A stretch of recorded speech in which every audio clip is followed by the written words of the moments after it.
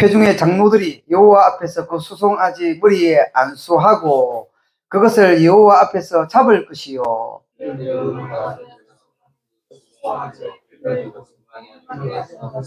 그 제사장이 손가락으로 그 피를 찍어 여호와 회장 앞에 7번 뿌릴 것이며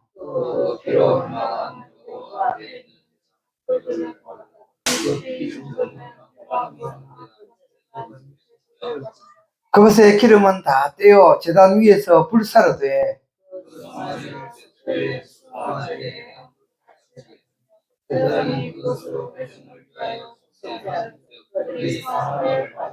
그는 그 수송아지를 진영 밖으로 가져다가 첫 번 수송아지를 사람같이 불사를 지니 이는 회중의 속죄 죄니라. 레위기 1장은 번제, 두 번째는 소제, 세 번째는 화목제.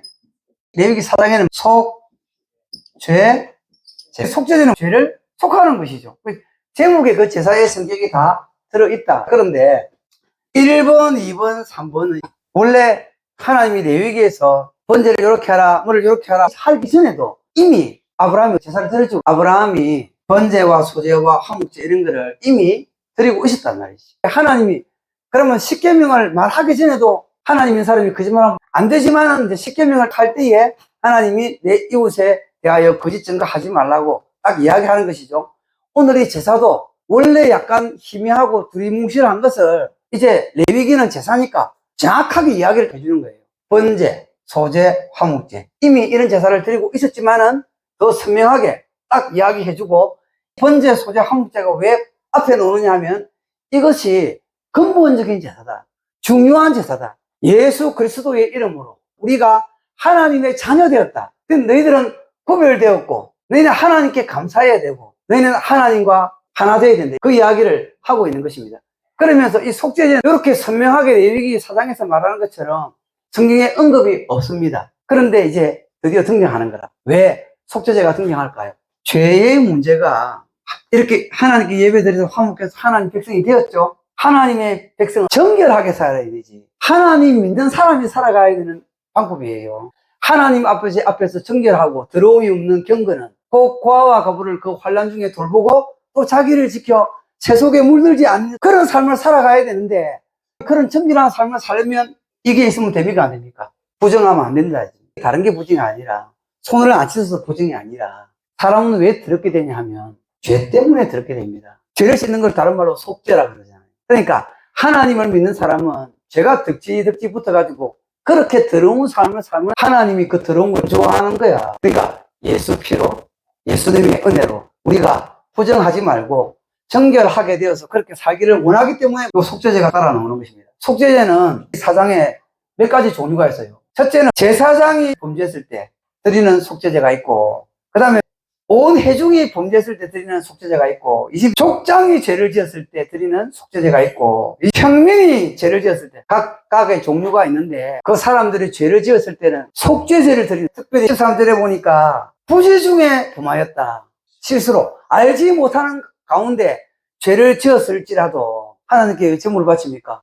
이미 지나간 일인데 지나갔다고 되는 게 아니야. 여러분 이미 지나간 것도 제사가 필요하다. 여기 제사에는 전부 다 뭐가 필요하냐? 희생이 필요합니다. 제물이 죽잖아요. 너가 부지 중에 만약 허물이 있으나 스스로 깨닫지 못하다가 그 죄를 깨달으면 회중은 무리 아닙니까? 무리가 다 나올 필요는 없고 그 중에 15절에 장로들이 여호와 앞에서 그 수송아지를 안수하고 제물을 가져온 사람이 안수하고 그 목을 자른다 그랬지요. 여러분 장로들은 무리들의 대표가 되는 것입니다.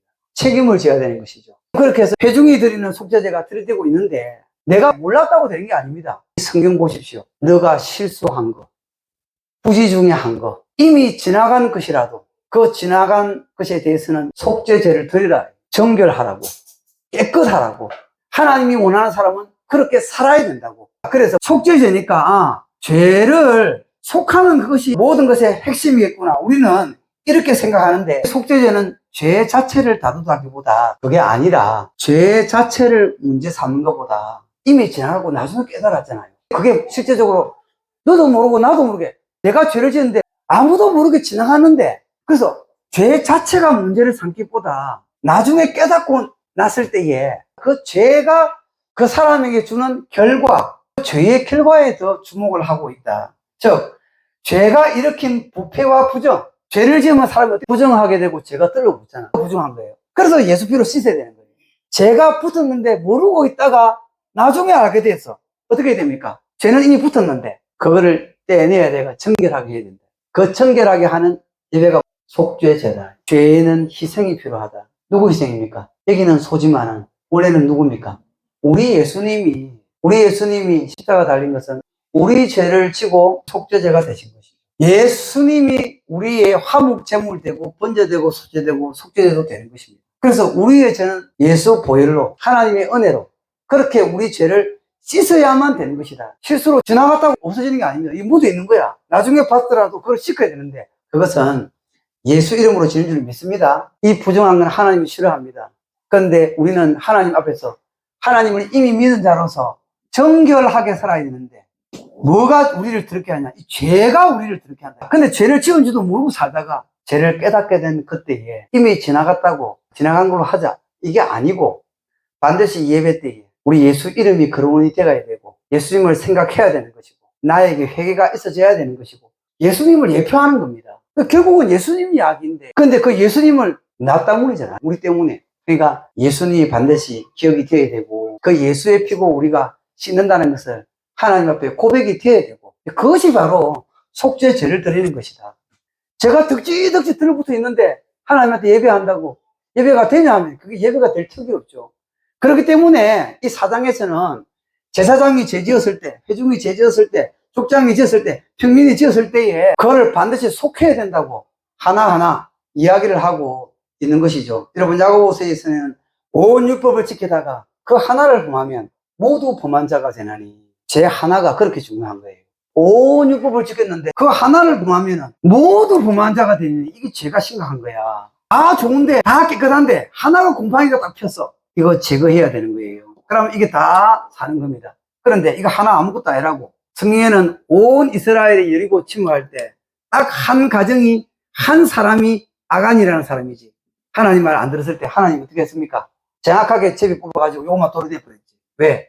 이거 살리기 원하는 거예요. 온 율법을 지키다가 그 하나를 범하면 모두 범한 자가 되나니 너희가 만일 성경에 기록된 대로 내 이웃 사랑하기를 내 몸과 같이 하라 하신 최고의 법을 지키면 잘하는 것이거니와 만일 너희가 사람을 차별하여야 대하면 죄를 짓는 것이 율법이 너희를 범부자로 정죄하리라. 그렇게 야고보서는 이야기하면서 뭐라 했냐면 간음하지 말라 하시니까 또한 살인하지 말라 하셨은즉 내가 비록 간음하지 아니하여도 살인하면 율법을 범한 자가 되느니라. 그러니까 하나만 어겨도 이거를 떼내야지.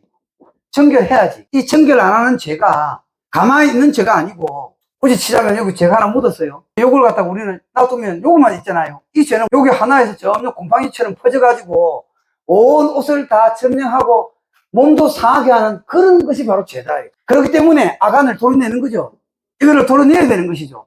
그리고 이게 심각한 것이죠. 그래서 그거를 심각한 줄 알고 잘 도려내는 그 사람은 정결하게 되고 하나님이 받으시는 사람이 되고 그 사람은 복 있는 사람이 된다는 것을 우리가 반드시 깨달아야 되는 것이다. 그것을 레위기 4장에는 하나하나 거론하면서 이야기하고 있는데 우리는 속죄죄는 죄가 있으니까 이 죄를 주목하는구나. 그것보다도 죄가 일으키는 결과 조그마한 죄가 온 것을 다 부패시켜버려요. 그 죄가 나를 하나님 앞에 못 서도록 내 인생을 망쳐버리는 거예요. 죄가 있으면 죄 때문에 나쁜 것을 하면은 잘못된 것을 하면은 그 죄로 그치는 게 아니고 마귀가 이 같은 죄인이 이것도 하지 말고 좋은 걸 다 하지 말고 결국에는 그 죄가 모든 하나님이 원하는 걸 하지 못하게 하고 죄가 죄를 낳습니다.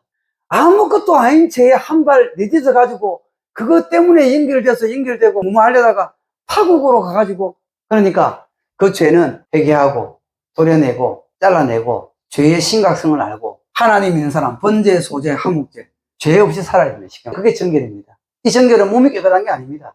죄가 없는 정결입니다. 죄가 없이 정결하게 살면 하나님이 보시는 거죠. 하나님이 그 사람을 기뻐하는 것입니다. 깨끗하면 하나님의 집에 쓰는 귀한 그릇이 될 줄로 믿습니다. 우리 하나님이 까다롭거든요. 우리 하나님이 좋은 셰프거든요. 깨끗한 그릇만 쓰지 더러운 그릇은 안 쓴다 이거예요. 그릇의 영광은 뭡니까? 그릇의 영광은 쓰임 받는 거지. 그렇지 않습니까? 우리는 그릇인데 우리가 우리를 스스로 찢을 수가 있어요. 그 씻는 원천이 우리한테 오는 것이 아니고 예수 그리스도의 본에 있는 것이죠.